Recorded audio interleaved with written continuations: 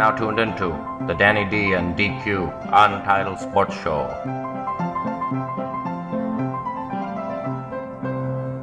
Welcome back, and it is me, Danny D, and my co-host, DQ. Q, how we doing today?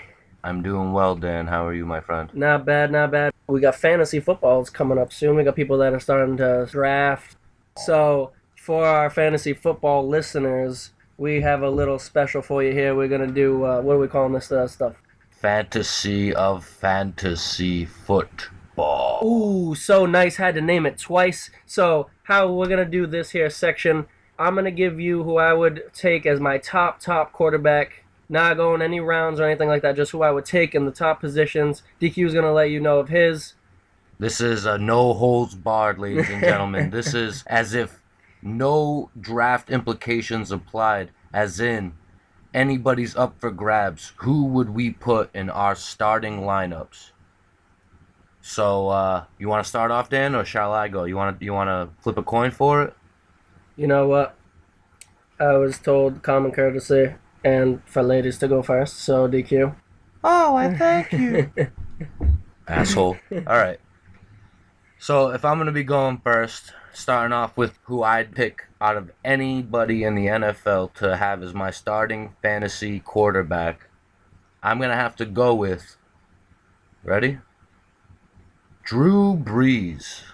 Drew Brees? Drew Brees, the quarterback of the New Orleans Saints. Wait. Who dat? So you Who can dat? have any quarterback for your fantasy football squad right now.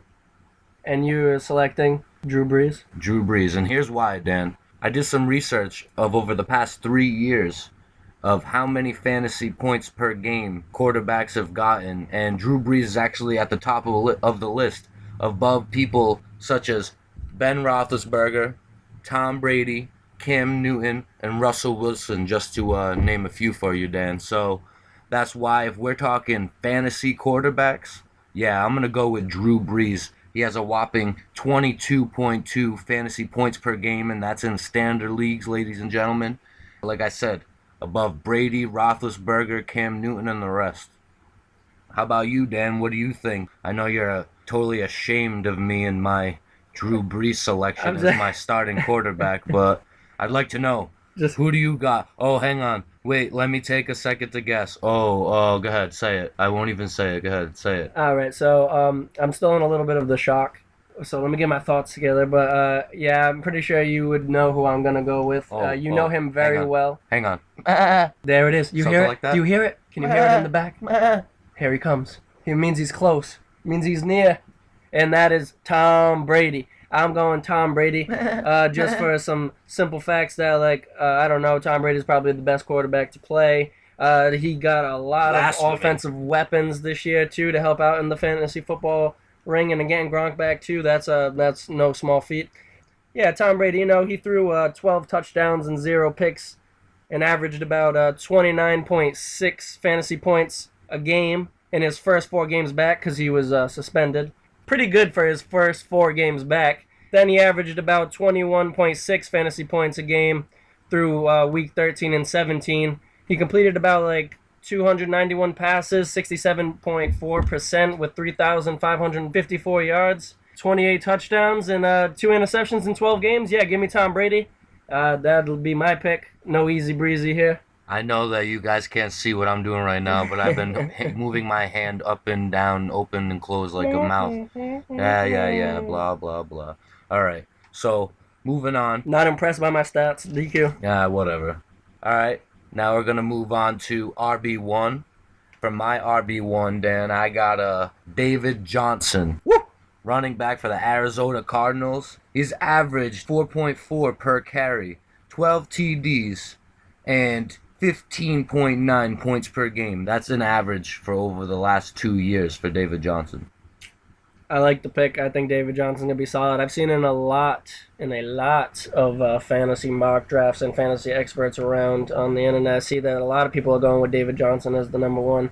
I wouldn't. So what I would do, I would go running back. I wouldn't go David Johnson, though. I would probably go Le'Veon Bell. Le'Veon Bell, even though he's holding out, and he's not showing up to training camp, and the Steelers don't even really seem like they want to sign him.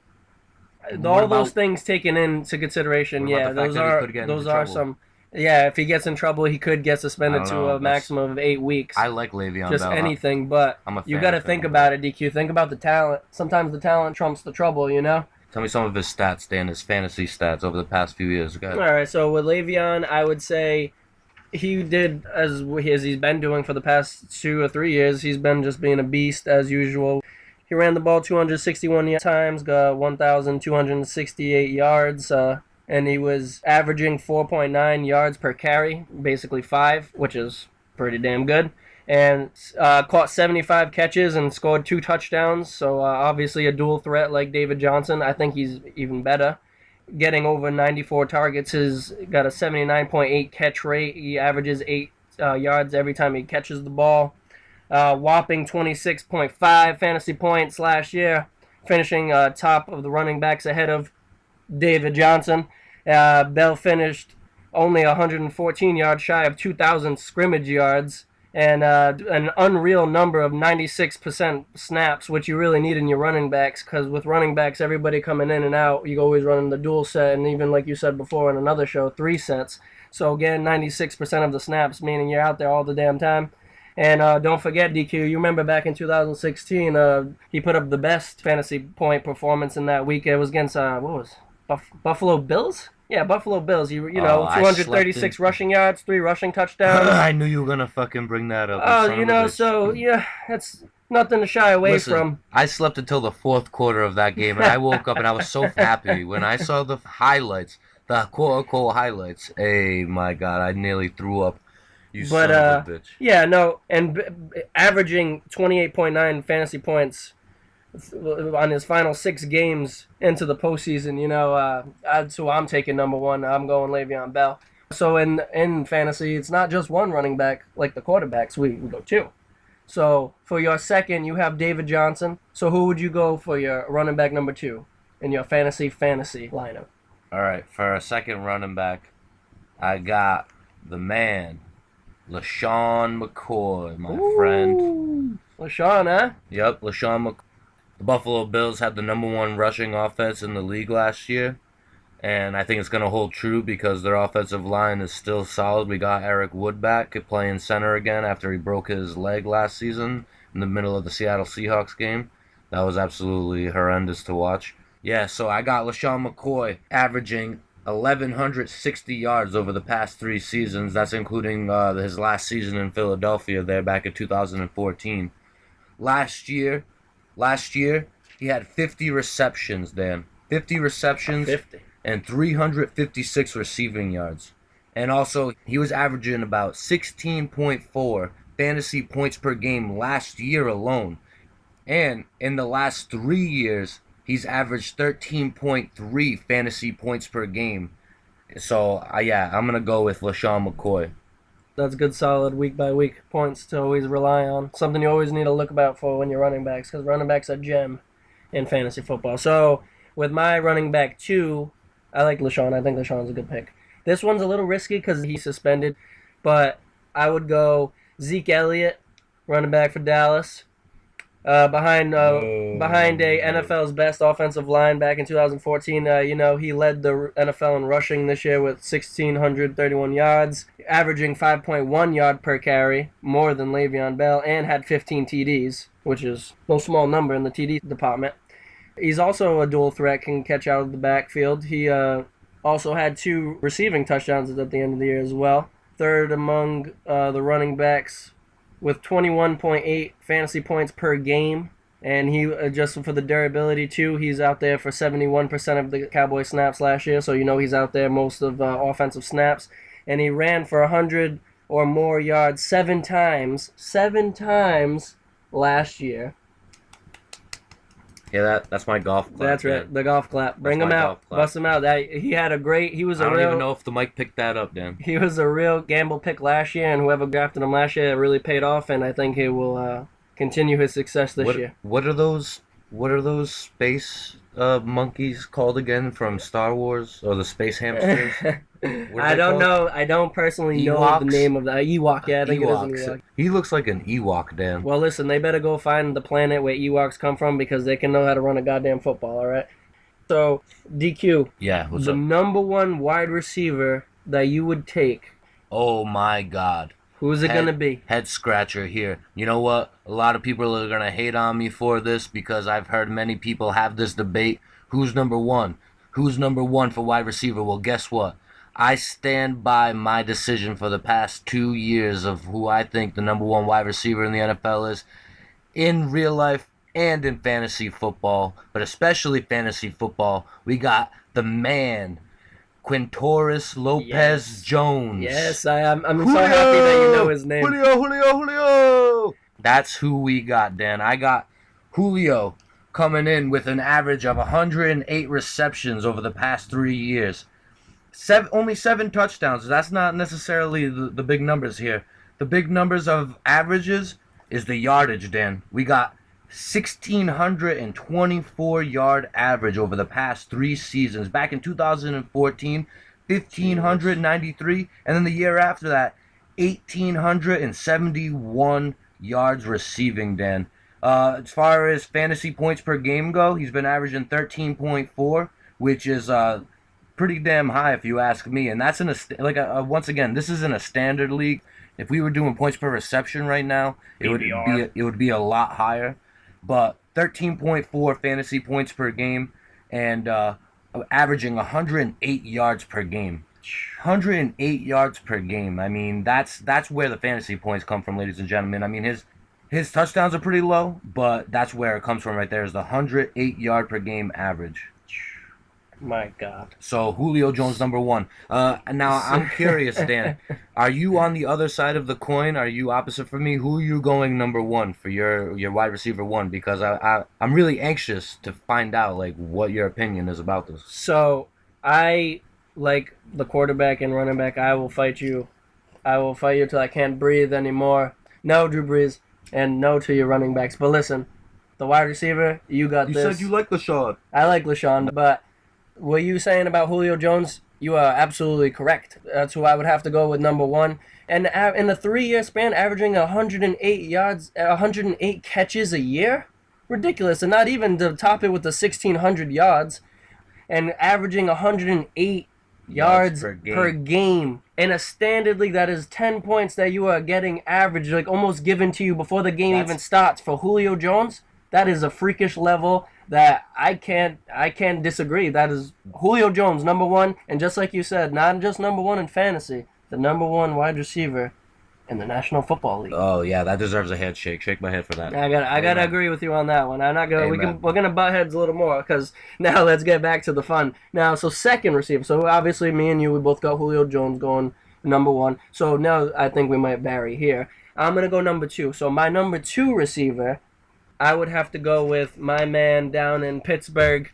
He goes by the name of AB, also known as Antonio Brown. See, this is who I thought you might have picked for your wide receiver one, Dan, and this is why I think it's gonna get controversial. Us picking Julio as our wide receiver one, both of us, because there are many people who think Antonio Brown is the best receiver in the league and fantasy football, and this is why. Go ahead, Dan. Why do you have him as your number two? So first cold hard fact that I'm gonna throw at you: he averaged 20.5 fantasy points per game. That right there is already a good sign. He also hit 20 plus fantasy points 7 times within the year of 2016. He finished with 1,284 receiving yards, 12 receiving touchdowns. Always good to get the double-digit receiving touchdowns. He had a 68.8% catch rate, and he averaged 12 yards every time he touched the ball. Damn. In 15 games. He averaged 2.5 fantasy points per target. So every time that man caught that ball, he was averaging 2 points every time he caught it. And the league average in the year, DQ, was just 1.9.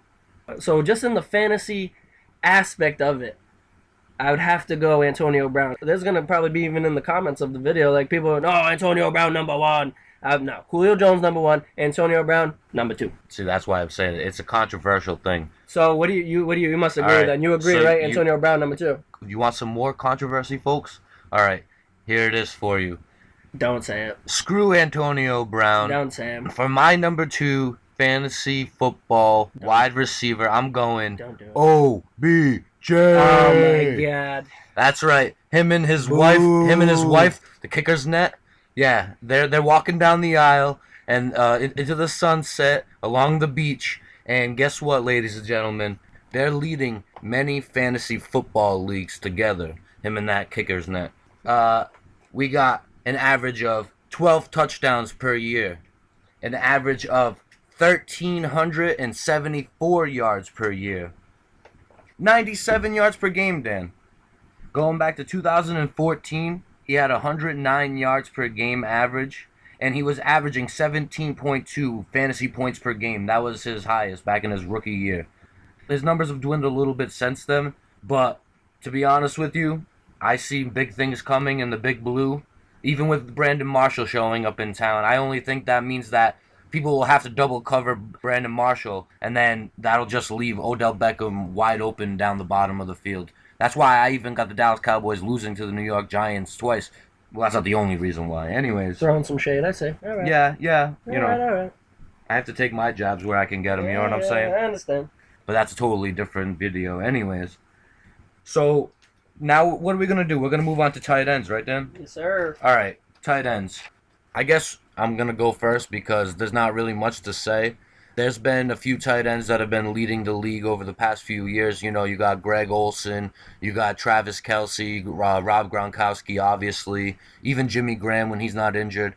But I'm going to go with my only rookie on my fantasy roster, and I'm going to go with the man out of Alabama, rookie O.J. Howard for the Tampa Bay Buccaneers. Oh, no, I think we got ourselves a bold prediction. And you know what, Dan? It's a bold prediction. I got no stats to back it up. I mean, even in college, he wasn't really used much for passing except for in the 2 championship games against Clemson the past 2 years. But other than that, he was primarily used for blocking, but apparently so was Rob Gronkowski back in college, you know? So... Well, not for nothing. Those 2 games, pretty good games to be really efficient in. Exactly. Clutch. It shows clutch, you know? Yes. So I'm going to go rookie O.J. Howard. So let's move on to what are you gonna pick an OJ too? No. I'm not gonna take the second coming of the juice over here. But if I have the number 1 tight end spot and I can take the number 1 tight end, I would probably go Travis Kelce. Just on the fact that Travis Kelce averaged like 70 yards a game in 2016, so that's a solid 7 points you're getting just off that alone. And they just got rid of Macklin. They really don't use their wide receivers very well, Alex Smith and company over in Kansas City. Tight end is the main target that they like to go to. You have Hill. Hill is going to be a nice, like, shifty player, but the solid receiver going down is going to be the tight end position for them, and that would be Travis Kelce. He had 6 games with over 100 receiving yards, so put that in there for your points. And 85 catches for the year. And had 1,100 receiving yards in 2016. He led all the tight ends in yards after the catch, too, by over 200. Damn, that's ridiculous. So I will go Travis Kelce as my top tight end that I would take. All right, so I guess now we're going to be moving on to defensive and special teams unit. And speaking of the Kansas City Chiefs, I'm going to stay out in Arrowhead, and I'm going to go with my defensive unit / special teams unit, and that's going to be the Kansas City Chiefs.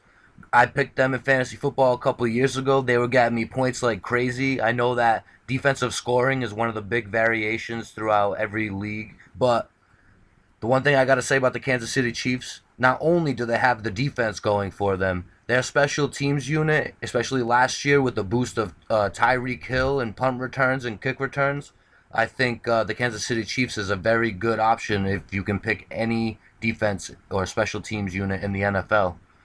Do you agree, Dan, or what are you going to go with?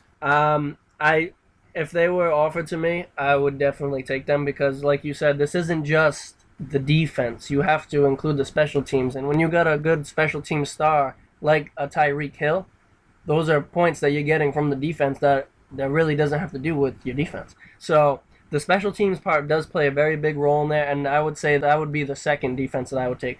The number 1 defense that I probably would go with is I would go with the Seattle Seahawks. Now, they've been the top... Legion of Boom. The Legion of Boom. They have been the top defense. They've been in like the top 5 for many years now, and with solid like Pro Bowlers, which your Richard Shermans and your Cam Chancellors and Earl Thomases, Michael Bennett's. You can go down the line. Bobby Wagner. So all these all stars just on this team. Every level of the defense. But that's not even it. That's not even it. Why, DQ? Because think about this.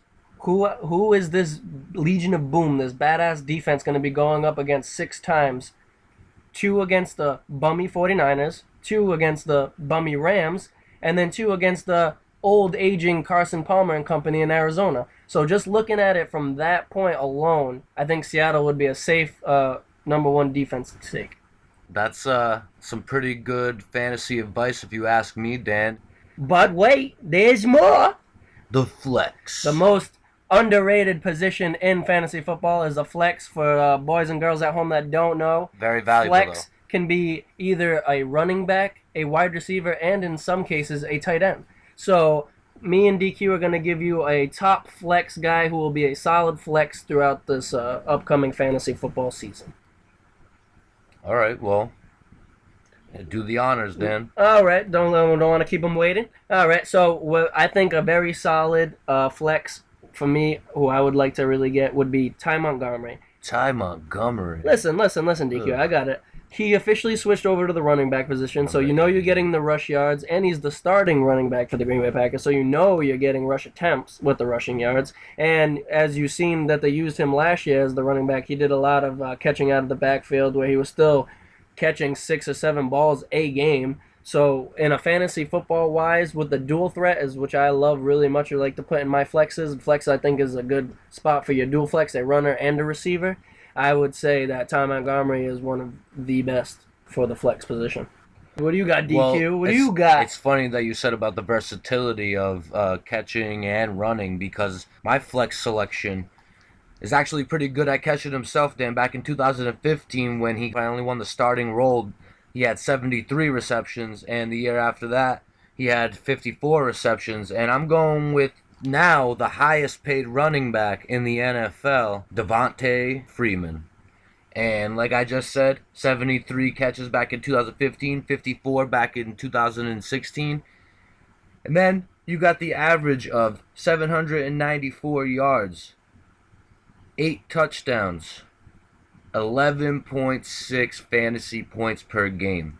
Stud. Back in 2015, like I said, when he first got the start down in Atlanta, he was averaging 16.5 fantasy points per game.